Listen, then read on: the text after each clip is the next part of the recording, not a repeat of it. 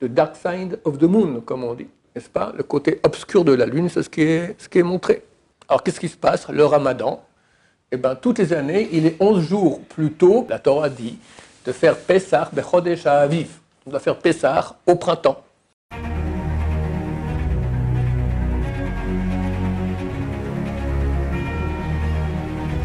Ce shiur est dédié pour l'élévation de l'âme de Yehoshua ben Mesaudi, Zecher Tzadik Livracha, de mémoire bénie. Ok, on me demande de parler un peu de Rosh Chodesh. Rosh Chodesh, littéralement la tête du mois. Il faut comprendre que le peuple juif, il a un calendrier exceptionnel qui est basé sur le mois, contrairement aux Occidentaux qui ont un mois qui correspond à rien. Janvier, février, mars, avril, c'est rien, c'est une fiction. Il n'y a aucune réalité physique qui montre qu'on commence au mois de janvier, ou on finit, on commence février, etc. Par contre, dans le judaïsme, il y a une réalité physique. C'est quoi? C'est la nouvelle lune. Chodesh, mois, vient du mot chadash, qui signifie nouveau. Qu'est-ce qu'il y a de nouveau? Une nouvelle lune.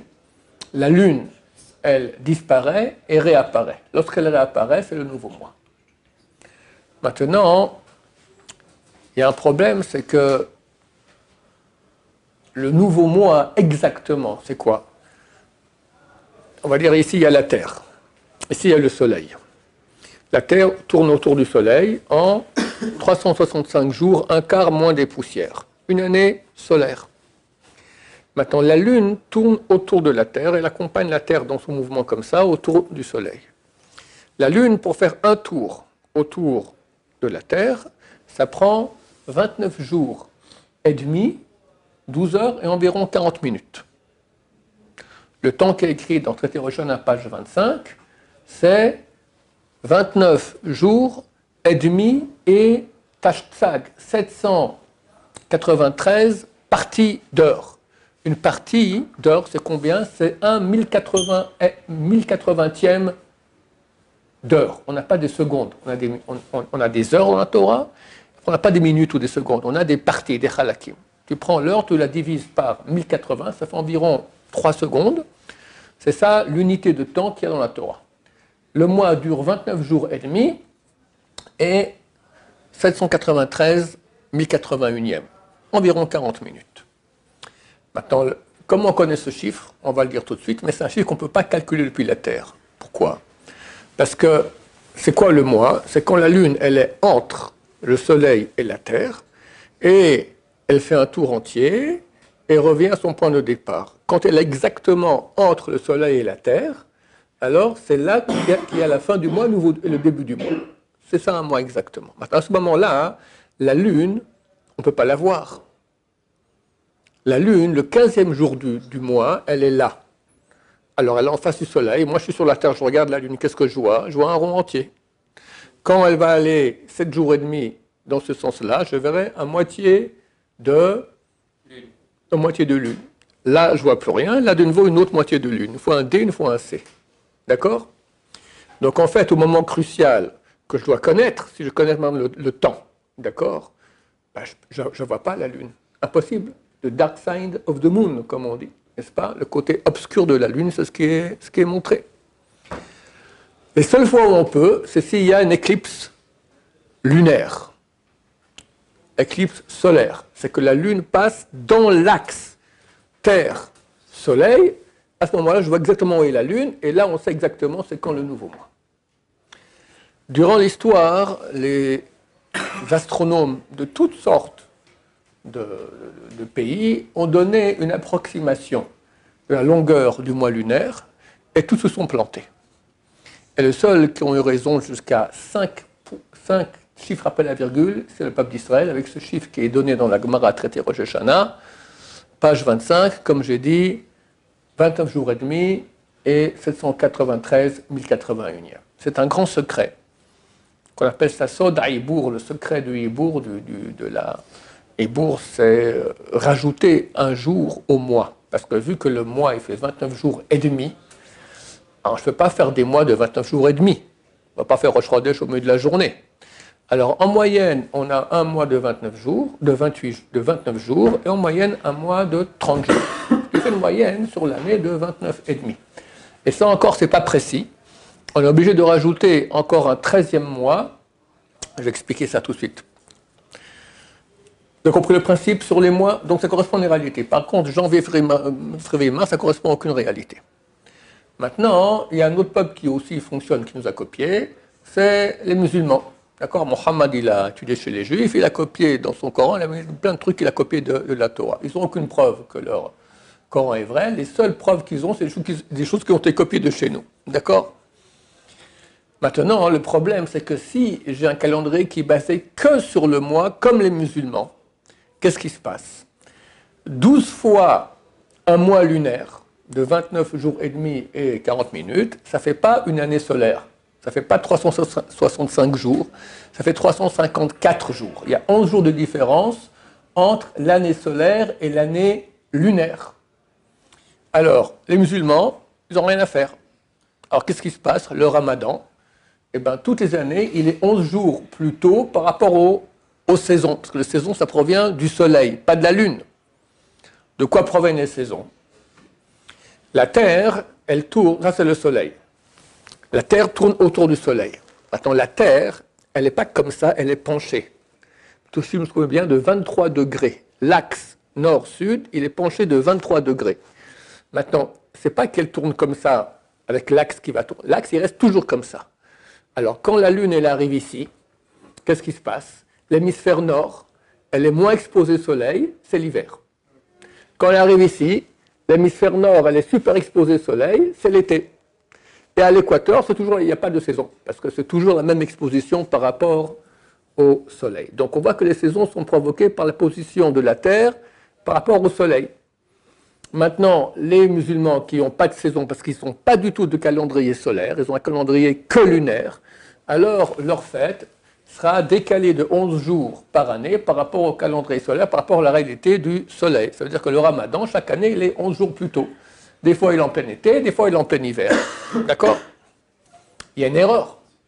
Parce que le calendrier, il est solaire aussi. Les saisons, c'est une chose c'est une réalité. Eh bien non, ils l'ont effacé. Les Occidentaux, avec leur calendrier julien-grégorien, c'est quoi julien-grégorien? Le calendrier occidental, c'est Jules César qui l'a fait. Et après, 1500 ans plus tard, Grégoire, le pape Grégoire, il a vu qu'ils avaient 15 jours de retard dans le calendrier par rapport à la réalité physique, astronomique. Alors il a enlevé 15 jours. Ils sont passés du 1er novembre au 15 novembre, quelque chose comme ça. Ça fait d'ailleurs beaucoup de manifs en Europe, du genre que le pape leur a volé 15 jours de leur vie. Bande de tarés. D'accord? Et encore aujourd'hui, le calendrier julien-grégorien, il n'est pas complètement précis. Il y a encore une petite erreur, et tous les 200-300 ans, il faut rajouter encore un jour pour que ça soit vraiment en coordination avec le calendrier solaire. Donc les Occidentaux ont un calendrier solaire. Donc c'est bien, ça correspond aux saisons, mais il n'y a aucun rapport entre leur mois et le mois et la réalité, parce qu'il n'y a pas de mois du soleil. Il y a un mois lunaire. Or, eux n'ont pas de calendrier lunaire du tout. Les musulmans, ils ont un calendrier que lunaire. Donc, ils ont une réalité de mois, mais ils n'ont pas une réalité de saison. Et nous, on a les deux, Baruch Hashem, parce que la Torah dit de faire Pessah Bechodesh Ha'aviv. On doit faire Pessah au printemps. Donc, on ne peut pas avoir un Pessah comme le Ramadan qui se balade durant toute l'année, parce qu'on a un calendrier qui fonctionne d'après la lune. Il faut qu'on soit aussi branché avec les saisons. Alors, qu'est-ce qu'on fait? On a un calendrier lunaire de 12 mois lunaires, et les 11 jours qu'il y a de décalage entre le calendrier solaire et le calendrier lunaire, on les rattrape en rajoutant 7 fois tous les 19 ans une année de 13 mois. Une année ma'ouberet, comme on dit, enceinte. Adar Sheni, très bien. On a un deuxième mois de Hadar. Avec ça, on rattrape le décalage qu'il y a entre le calendrier solaire et le calendrier lunaire, et comme ça, toutes nos fêtes, bien qu'elles sont basées sur une date de la Lune, elles correspondent aussi aux saisons qui sont basées sur le soleil. Juste, ben alors, on fait Birkat Halevana tous les mois. Birkat Halevana, c'est autre chose. Birkat Halevana, c'est quand on va voir la nouvelle lune, alors on fait une bénédiction dessus. Par rapport au mois. Par rapport au mois. Au mois lunaire, absolument. Le mois, il est lunaire. Il y a une bracha jour pour le soleil? Il y a une bracha pour le soleil, une fois tous les 28 ans, le mercredi matin, pendant les 3 premières heures du matin, on fait la bracha Baruch Ata Hashem Elokeinu melech haolam oseh maaseh bereshit, parce que c'est la place du soleil lorsque le soleil a été créé. La situation cosmique qu'il y avait lors de la création du soleil, elle revient une fois tous les 28 ans. C'est dans combien de temps là? La dernière fois, c'était il y a une dizaine d'années, donc il y a encore un petit moment. Ouais, c'est fantastique, là. Tu vois que tout Am Israël sort. Ils ont ça au Kotel, d'accord, des milliers de gens vont tout ça. Le grand de la génération, c'est Rabbi Yashiv, il fait la bracha comme ça, tout ça, c'est fantastique. Baruch Hashem. Je viendrai. Bezrat Hashem. On fera ça avec Mashiach. Maintenant, du fait que ce mois-là, il fait 29 jours et demi d'après la réalité astronomique. Alors, comme je dis, des fois, on fait des mois de 29 jours, des fois des mois de 30. Quand c'est un mois de 30, on aura 2 jours de Rosh Chodesh. On aura le 29, non, on aura le 30 et le 31. Le 30 sera le dernier jour du mois sortant et le 31 sera le premier jour du mois rentrant. Quand le Rosh Chodesh tombe le 29 du mois, non, le 30, le Rosh Chodesh tombe le 30 du mois, donc on a un mois de 29 jours. Dans ce cas-là, c'est un seul jour de Rosh Chodesh. Donc, quels sont les lois de Rosh Chodesh? Il n'y a pas grand-chose. C'est bien de mettre, il y en a qui mettent des habits plus de qualité. On fait le moussaf, on fait la laine ou le faradim sans dire bénédiction avant et après, contrairement à ce qui se fait en France. Et c'est bien que les femmes ne fassent pas des travaux difficiles pendant le jour de Rosh Chodesh. C'est une coutume. C'est une coutume. Il y en a qui font des sucrottes, non? Alors, ici, nous faisons... Alors, c'est bien la veille de Rosh Chodesh de faire tchouva.